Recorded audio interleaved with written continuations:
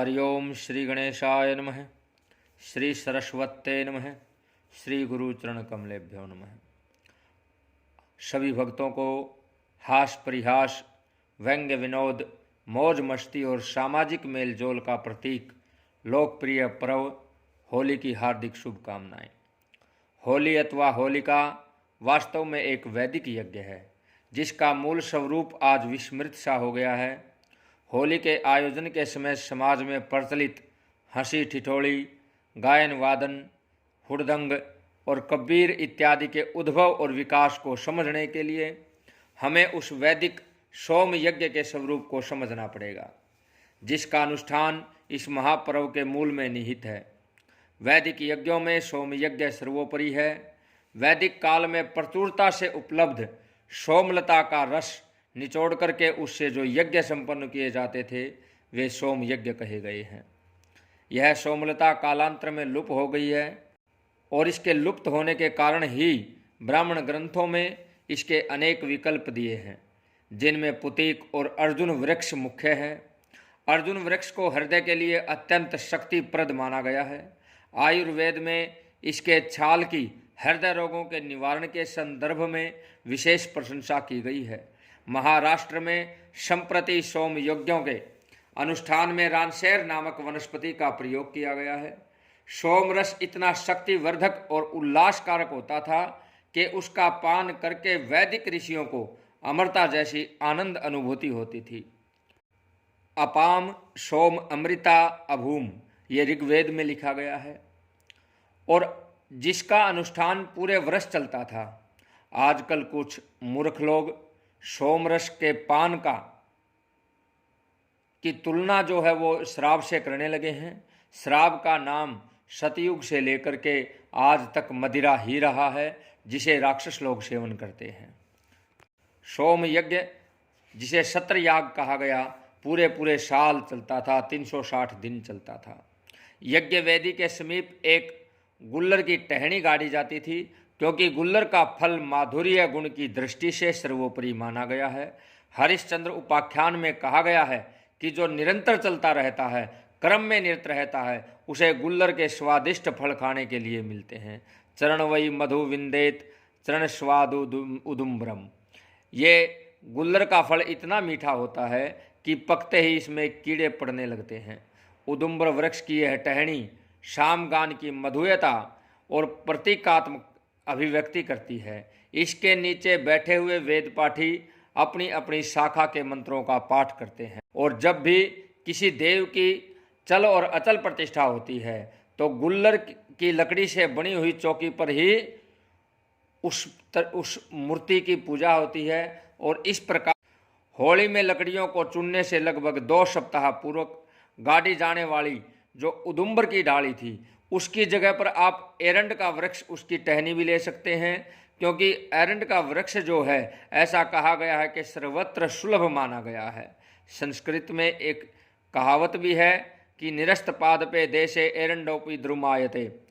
उद्गाता तो उदुम्बर का ही यानी कि गुल्लर का ही प्रयोग करते हैं जो यज्ञ करते हैं, लेकिन गुल्लर के ना होने पर एरंड की लकड़ी का भी आप प्रयोग कर सकते हैं।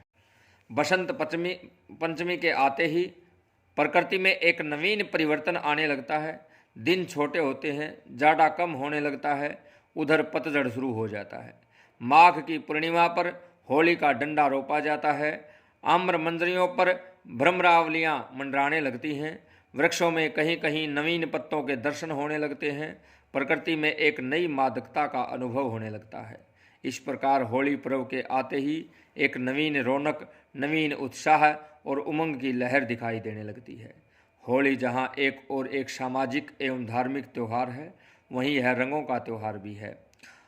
आबाल वृद्ध नर नारी सभी इसे बड़े उत्साह से मनाते हैं। यह एक देशव्यापी त्यौहार भी है। इसमें वर्ण अथवा जाति भेद को कोई स्थान नहीं है। इस अवसर पर लकड़ियों और कंडों आदि का ढेर लगा करके होली का पूजन किया जाता है। फिर उसमें आग लगाई जाती है। पूजन के समय पर यह मंत्र बोला जाता है, ऐश्रिक पाभ संयंत्रस्ते कृतात्वम होली बालिशई अतस्त्वाम पूजश्यामी भूते भूति प्रदा भवे। इस पर्व को नव अनेष्टि यज्ञ पर्व भी कहा गया है। खेत से नवीन अन्न को यज्ञ में हवन करके प्रसाद लेने की परंपरा भी है। उस अन्न को होला कहते हैं, इसी से उसका नाम होलिका उत्सव भी पड़ा। होलिका उत्सव मनाने के संबंध में वैसे तो अनेक मत प्रचलित हैं। जैसे ऐसी मान्यता है कि इस पर्व का संबंध काम दहन से है। भगवान शंकर ने अपनी क्रोध अग्नि से कामदेव को भस्म कर दिया था, तभी से यह त्यौहार का प्रचलन हुआ। फाल्गुन शुक्ल अष्टमी से पूर्णिमा पर्यंत 8 दिन होलाष्टक मनाया जाता है। भारत के कई प्रदेशों में होलाष्टक शुरू होने पर एक पेड़ की शाखा काटकर उसमें रंग बिरंगे कपड़ों के टुकड़े बांधे जाते हैं। इस शाखा को जमीन में गाड़ दिया जाता है। सभी लोग इसके नीचे होली का उत्सव मनाते हैं।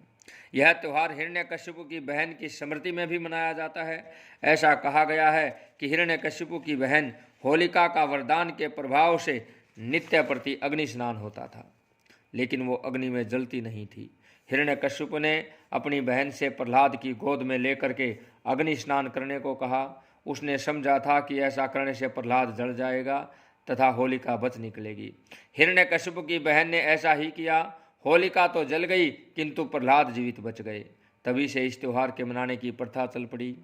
इस दिन आम्र, मंजरी और चंदन को मिला करके खाने का बड़ा महत्व है।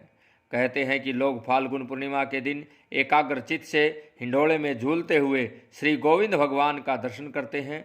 वे निश्चय ही बैकुंठ लोक में वास करते हैं। और भविष्य पुराण में ये कहा गया है कि एक बार नारद जी ने महाराज युधिष्ठिर से कहा था, राजन, फाल्गुन की पूर्णिमा के दिन सब लोगों को अभय दान दीजिए, जिससे संपूर्ण प्रजा उल्लासपूर्वक रहे। बालक गांव के बाहर से लकड़ी कंडे ला करके ढेर लगाएं, होलिका का पूर्ण सामग्री सहित विधिवत पूजन करें, होलिका दहन करें। ऐसा करने से सारे अनिष्ट दूर हो जाते हैं। होली एक आनंद उल्लास का पर्व है। इसमें जहाँ एक और उत्साह उमंग की लहर है तो वहीं दूसरी ओर कुछ बुराइयां भी हैं। कुछ लोग इस अवसर पर अबीर गुलाल के स्थान पर कीचड़, गोबर, मिट्टी आदि भी फेंकते हैं। शराब का सेवन करते हैं। ऐसा करने से मित्रता के स्थान पर शत्रुता का जन्म होता है। अश्लील एवं गंदे हंसी मजाक करते हैं, एक दूसरे के हृदय को चोट पहुंचाते हैं। अतः इन सब का त्याग कर देना चाहिए, क्योंकि व्यंग्यपूर्वक या गलत बात कहने पर ही मित्रता शत्रुता में बदल जाती है। होली सम्मिलन, मित्रता और एकता का पर्व है। इस दिन द्वेष भाव भुला करके सबसे प्रेम और भाईचारे से मिलना चाहिए। एकता, सद्भावना और सोल्लास का परिचय देना चाहिए। यही इस पर्व का मूल उद्देश्य एवं संदेश है। जय श्री राधे।